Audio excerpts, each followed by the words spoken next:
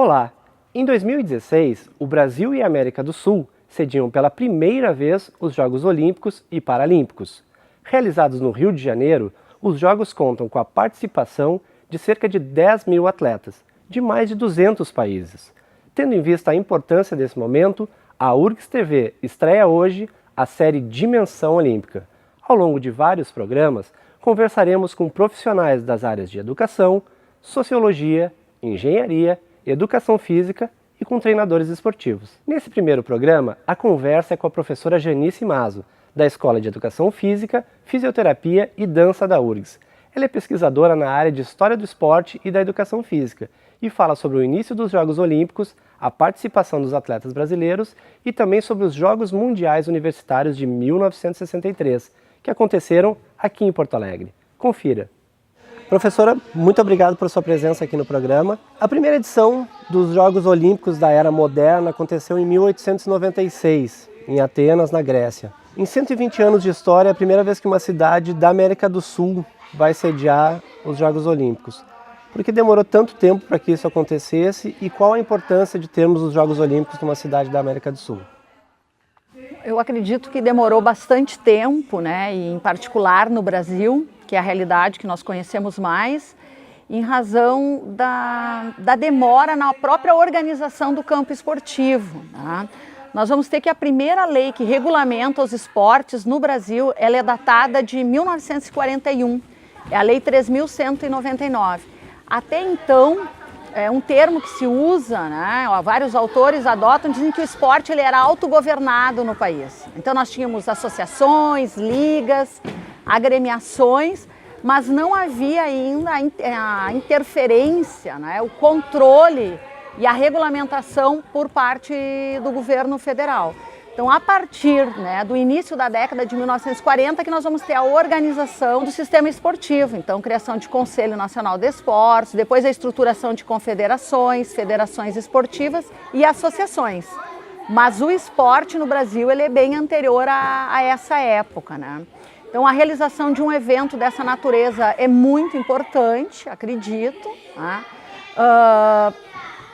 Por ser a primeira vez e pela possibilidade de se pensar os diferentes legados, né? Tanto do ponto de vista dos legados denominados de tangíveis, como os legados intangíveis, né? Os legados culturais e outros benefícios, enfim, né? A mudança de uma visão, né? Na cultura do campo esportivo. Então, acho bastante importante e talvez traduza todo esse processo histórico da organização do esporte e um pouco esse olhar dos governantes sobre o campo esportivo. A própria organização das entidades esportivas no país ela é tardia, né? Nós começamos com uma divisão de educação física que era o DED, né? Até se chegar à figura de um Ministério do Esporte, né? Nós já passamos por secretarias, pelo Instituto Nacional do Desporto, depois nós vamos ter lá o Ministério Extraordinário dos Esportes, com a figura do Pelé, até chegar então ao Ministério. Do ponto de vista assim, temporal, cronológico, é um processo tardio, mas culmina, enfim, com essa tentativa. Então, o Brasil sendo escolhido para sediar os Jogos Olímpicos no Rio de Janeiro. A senhora falou sobre essa questão do legado tangível, né? Quando a gente pensa em legado de um evento como a Copa do Mundo ou os Jogos Olímpicos, a tendência é pensar nessa estrutura física, né? A construção de novos estádios ou novos ginásios, a recuperação da estrutura física da cidade, as ruas, os viadutos. Mas existe também um legado intangível, né? O que seria esse legado intangível? Do ponto de vista de alguns eventos que nós temos, né, nós poderíamos pensar um pouco o que eu falei nesse sentido. A própria preocupação de se preservar a memória esportiva do país, eu considero um legado, porque nós temos um problema sério com relação a isso no Brasil. Tá? Então, um evento dessa natureza, ele possibilita que as pessoas fiquem mais atentas a esses lugares de memória, a preservar e até mesmo reconstituir, reconstruir a história do esporte no país, ou a história do Brasil e a sua participação nos Jogos Olímpicos. Eu acho que essas questões na própria percepção das pessoas, de conhecer um pouco mais os seus atletas, não só olímpicos como os paralímpicos, se apropriar das práticas esportivas, conhecer e quem sabe algumas pessoas começarem a praticar esportes, né? Desenvolverem algumas práticas no seu tempo de lazer. Então, eu acho que é um aspecto fundamental, assim. Existe né? uma questão cultural envolvida, fortíssima, né? Que eu acho que é um dos legados mais importantes com relação aos Jogos Olímpicos de Londres. Havia um setor preocupado, né, e que destinou uma série de ações apenas pensando nos legados tangíveis e intangíveis dos Jogos Olímpicos de lá, né? Então, a gente espera que no Brasil isso também aconteça, os desdobramentos após os Jogos Olímpicos, né? O envolvimento nas escolas, na educação das crianças, desde a educação básica e até mesmo na formação de profissionais de educação física. Então, acho que é um aspecto bem importante de ser trabalhado, abordado, né? E espera-se que isso aconteça em nosso país, nos Jogos do Rio de Janeiro. Quando a gente fala em Jogos Olímpicos, a nossa ideia inicial é pensar somente naquele evento que, entre aspas, é o principal, né? Mas existe uma série de outros eventos ligados às Olimpíadas, né? Os Jogos de Inverno, os Jogos de Verão, as Paralimpíadas, né? As Surdo-Olimpíadas, enfim, os Jogos Indígenas. Eu gostaria de que tu falasse um pouco mais desses outros eventos e dessa programação paralela que existe aos Jogos Olímpicos. De fato, os Jogos Olímpicos ainda é o grande, vamos dizer, o grande evento, né, esportivo, ao lado, acredito, da Copa do Mundo, né, de futebol, a Copa FIFA, que nós tivemos aqui recentemente em Porto Alegre, em 2014. Mas nós ainda precisamos conhecer mais, aprender, formar mais profissionais para atuarem nesses outros eventos que têm pouca visibilidade, que são o caso das Surdo-Olimpíadas, que são jogos destinados ou que têm como público-alvo as pessoas com deficiência auditiva, os Jogos Paralímpicos, nós também temos no Brasil os Jogos Indígenas, temos regionais e já sediamos no Brasil Jogos Internacionais, também pouco conhecidos e pouco divulgados. Nós temos um evento que marcou muito, em particular a cidade de Porto Alegre, os Jogos Mundiais Universitários de 1963, conhecidos como Universiade de 63. Então, nós temos uma série de eventos que acabam sendo retomados, de certa forma, na história quando se trata da questão dos Jogos Olímpicos, né? Os Jogos Olímpicos acabam, então, dando a oportunidade para que, em alguns eventos acadêmicos ou até mesmo ligados à mídia, que se fale um pouco sobre essas outras competições esportivas, né, que privilegiam não os atletas olímpicos, o alto rendimento, mas atletas paralímpicos também de alto rendimento, os Jogos Indígenas, as diferentes comunidades e povos indígenas que nós temos no Brasil, tá? E as Surdo-Olimpíadas, que é um movimento que não faz parte do esporte paralímpico, né? Estaria mais dentro de um campo do esporte adaptado e que tem a sua organização à parte, né? Eles se consideram uma cultura própria, né? Os surdos não se consideram pessoas deficientes, então eles têm as suas competições. Aqui o estado do Rio Grande do Sul também cedia alguns jogos, nós temos atletas, né? Principalmente no campo do voleibol. Então, acredito que são eventos importantíssimos que mostram muito, né, dessa diversidade cultural que existe no Brasil e que faz parte da própria história do esporte, né? Porque nós tivemos os chamados clubes étnicos, né? E inclusive competições que eram restritas a determinados grupos étnicos aqui no estado, né? Então, eu considero que isso é muito importante para dar visibilidade e tirar esses grupos do próprio silêncio, né, da história. Como se essas pessoas não tivessem, né, indígenas, negros também, né, afrodescendentes, afro-brasileiros, não tivessem contribuído para a constituição do campo esportivo. A senhora mencionou essa questão dos diferentes povos e dos diferentes tipos de cultura. Aqui em Porto Alegre, o surgimento do esporte está muito ligado à imigração alemã, né? Eu queria que tu falasse um pouquinho mais sobre isso. Os alemães, os estudos que nós realizamos até o presente momento mostram, né, indicam que eles são os protagonistas no que nós denominamos de o associativismo esportivo, né, a organização de associações, agremiações, clubes, entidades. Nós temos sociedades centenárias até hoje, né? Um exemplo muito próximo de nós é a SOGIPA, Sociedade Ginástica Porto Alegre, que foi fundada em 1867, né? E nós também tivemos no século XIX, na segunda metade, clubes de ciclismo, né? Tivemos velódromo organizados por grupos de teuto-brasileiros, como nós denominamos, né? Esses imigrantes alemães e seus descendentes. A prática do remo. Porto Alegre tem a primeira piscina que foi fundada no Brasil pela iniciativa da Sojipa. Era uma piscina que foi instalada dentro do Rio Guaíba. Aliás, o Rio Guaíba ele sediava muitas competições de natação, de polo aquático, de remo, muito pela iniciativa desses grupos. Mas depois, gradualmente, outros grupos étnicos, né, vão se inserindo no esporte. Aí nós vamos ter os italianos, nós vamos ter o Canottieri Duga degli Abruzzi, que é um clube de remo dos italianos, de 1908, e que na década de 60 ele se transforma no departamento de remo do Grêmio Futebol Porto Alegrense, em razão do enfraquecimento, o clube já não tinha mais condições de se sustentar. Também vamos ter vários clubes de portugueses aqui. O remo era um esporte que tinha muita visibilidade, muitos clubes na cidade de Porto Alegre, né? Explica um pouco por que nos Jogos Olímpicos de 1936 nós tivemos um número grande de remadores porto-alegrenses participando lá, inclusive dirigentes esportivos, né? Essa não foi a nossa primeira participação olímpica. A primeira participação olímpica do Brasil é de 1920, na Antuérpia, e nessa delegação, se nós podemos chamar com esse termo mais atual, nessa equipe, esse pequeno grupo de atletas e dirigentes que foram, nós já tivemos gaúchos lá, que eram atiradores, né, da prática do tiro. Depois nós vamos ter os remadores, que também vão aos Jogos, e temos aquele atleta do lançamento de dardo de 1924, que na época foi o único gaúcho a participar dos Jogos, a convite de dirigentes paulistas, porque era uma época que a organização esportiva ainda estava um tanto incipiente, né? Eles enfrentaram vários problemas, né? Não tinham recursos. Vários desses atletas tiveram que contar com o auxílio da sua família para participar dos Jogos, de clubes, né? Porque o auxílio do governo ele era pouco, né? E sabe-se que inclusive eles comercializaram objetos, né? Tem várias histórias contando, venderam sacas de café, vendiam objetos, né? Os seus próprios fabricavam alguns equipamentos e vendiam, como forma de poder ir aos Jogos, inclusive de se manter lá, né?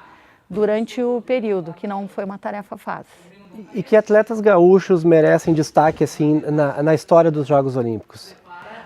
Olha, eu acho que todos os atletas que foram nas edições, desde essa primeira de 1920, até ter uma organização mais estruturada, merecem um destaque por terem conseguido participar dos Jogos. Os primeiros trouxeram medalha em 1920, curiosamente o Brasil já retorna, né, os atletas com 3 medalhas, de ouro, de prata e de bronze, todas elas no tiro, né? Mas muito mais, eu acho que importante que essas medalhas, esses homens, né, eram todos homens. A participação das mulheres vai ser mais tardia em relação aos homens, vai ser só lá nos Jogos Olímpicos de 1932. Conseguiram participar dos Jogos, né? Eram viagens muito longas, as condições de treinamento. Então, na ótica que eu trabalho da pesquisa histórica, todos eles mereceriam um destaque. Então, eu não citaria o nome aqui para não esquecer nenhum deles, né? Nós temos um trabalho que é o Atlas do Esporte do Rio Grande do Sul, onde nós publicamos esse levantamento, né, desde essa primeira edição de 1920, tá, até a participação mais recente do Brasil, né? O Atlas vai até 2005, mas a gente deu continuidade à pesquisa depois. Agora, um ponto bastante comum desses atletas é que a grande maioria deles são oriundos das sociedades organizadas pelos imigrantes alemães, né? Por toda uma tradição, né, de muitos esportes. Eu citei apenas alguns, mas não poderia deixar de citar o que hoje é chamada ginástica artística, né? Na época era chamada de ginástica olímpica, a esgrima, o tênis, enfim. Porto Alegre tinha uma cultura um tanto diversificada, nós estamos falando aí da segunda metade do século XIX, início do século XX, de esportes, né? Pela iniciativa muito desses imigrantes alemães, italianos e depois também com os portugueses.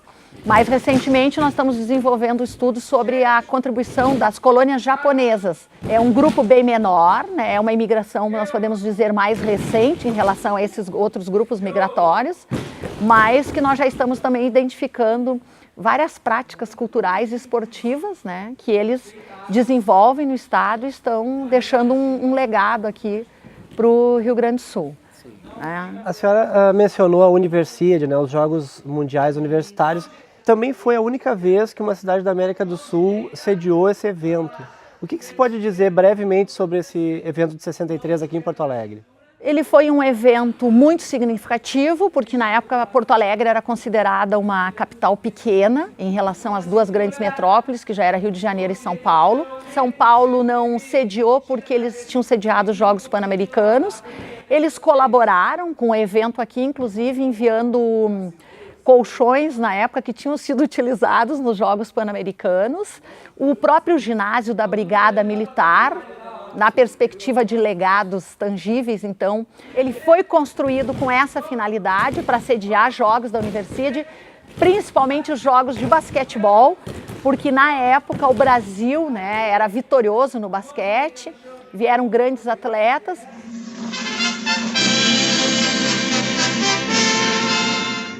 Alô, irmãos de outros continentes.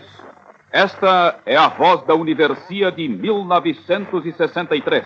Pela rádio da Universidade do Rio Grande do Sul, falando de Porto Alegre, Brasil, em ondas médias 1080 quilociclos, com ampla cobertura dos Jogos Mundiais Universitários. Rádio da Universidade do Rio Grande do Sul, emissora oficial da Universiade de 1963, enviando sua mensagem de saudação e fraternidade aos países amigos e às suas delegações. Hello, brothers of all Americas. Hello, brothers of all continents. This is the voice of the University 1963, coming to you from the University Radio, Porto Alegre, Rio Grande do Sul, Brasil. Ele é um evento que tem muitas marcas interessantes que relembram os Jogos de 2007 no Rio, os Pan-Americanos. Nós tivemos um apagão aqui no ginásio do Grêmio, onde aconteceu a cerimônia, porque não suportou a energia, mas foi muito rápido. Nós tivemos pela primeira vez, isso é depoimento de espectadores, porque nós trabalhamos muito com a história oral, a memória oral, o show pirotécnico. Isso deixou assim as pessoas extasiadas, deslumbrou os porto-alegrenses, né, o espetáculo de abertura. Nós tivemos a figura do Ademar Ferreira da Silva, né, um atleta olímpico brasileiro, um dos grandes nomes do esporte brasileiro, que fez o acendimento da pira olímpica, né, carregou o fogo.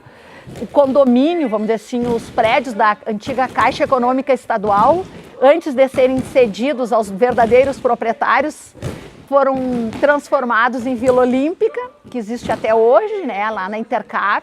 E também nós tivemos a fuga do atleta cubano, né, que teve um envolvimento amoroso, afetivo com uma jogadora de voleibol. Ele acabou casando com ela, permaneceu no Brasil e nunca mais foi embora daqui. E é um evento que também, na Copa do Mundo se falou muito em instalações temporárias, né? Foi um evento que também aconteceu em alguns lugares com as instalações temporárias, porque a cidade não tinha tantas condições assim de receber um evento. Foi feito um esforço muito grande de um grupo, né, de pessoas, de dirigentes, dos próprios governantes. Por exemplo, as disputas da esgrima, né, foram realizadas lá no Cais do Porto, dentro de um galpão. Não seria o lugar mais apropriado, mas felizmente se conseguiu elaborar ali, construir as condições mínimas, e a pista do Grêmio sofreu alguns recortes, né, para ficar com as dimensões oficiais. Foi feita uma avaliação ali. Então é muito interessante assim, de se conhecer todo o esforço da comunidade porto-alegrense, muitos voluntários trabalharam, e dos próprios atletas que participaram, né, os gaúchos, para poder sediar esse evento, que deixou sim um legado muito grande, inclusive nesse campo de uma cultura, né? É bastante lembrado por pessoas que na época eram muito jovens e que assistiram. E nós tivemos a oportunidade, então, de entrevistar e coletar todos esses depoimentos que evidenciam o quanto a Universiade marcou. Na época, ela era um evento que ela tinha uma perspectiva quase que de seletivas para os Jogos Olímpicos, né? Muitos atletas olímpicos estiveram aqui em Porto Alegre em 1963 e depois foram disputar os Jogos Olímpicos de 1964 em Tóquio, no Japão. Então, isso também marcou significativamente, né, a presença desses atletas de nome internacional, que foi uma oportunidade única para alguns, né? de poderem conviver naquele período aqui na cidade de Porto Alegre. Para encerrar, Porto Alegre teria condições de sediar uma edição dos Jogos Olímpicos atualmente? Talvez. Ou o que precisaríamos? Né? Temos um rio, temos ginásios, Pois é. Temos. Talvez sim, né? Talvez sim. Um bom planejamento, né? Uma boa gestão, né? Planejamento, gestão, né? Avaliação, acompanhamento e avaliação e empenho das pessoas. Talvez a cidade poderia, né? Com certeza poderia, porque, bom, historicamente temos um exemplo, né? Muitos não acreditavam que Porto Alegre poderia realizar os Jogos Mundiais Universitários, né? E, enfim, né? Se conseguiu isso.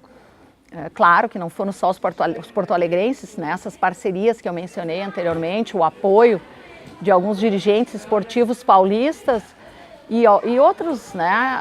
Mas acredito que poderia, afinal se realizou uma Copa do Mundo de Futebol aqui, alguns até o último momento acreditavam que isso não seria possível, né? Nós convivemos com movimentos favoráveis à realização e muitos movimentos, muitos protestos, né? E se conseguiu, enfim, realizar isso. Talvez se conseguisse, essa é a minha resposta.